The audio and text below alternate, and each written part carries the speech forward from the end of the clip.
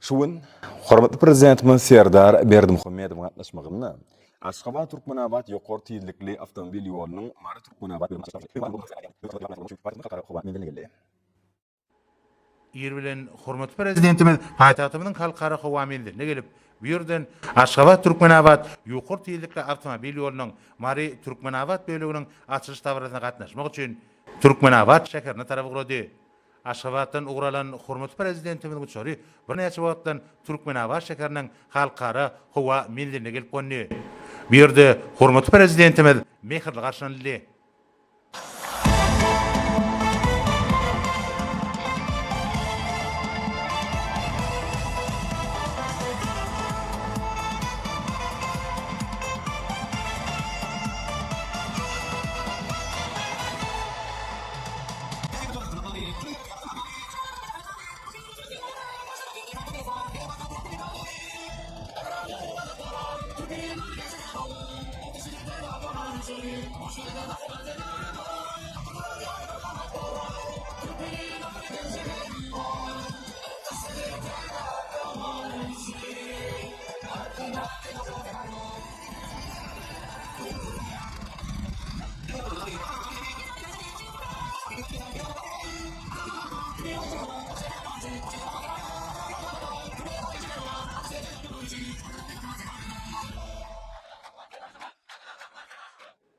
Sonra arkadagy gahraman serdarymyz bir ýerden dik uçurdy.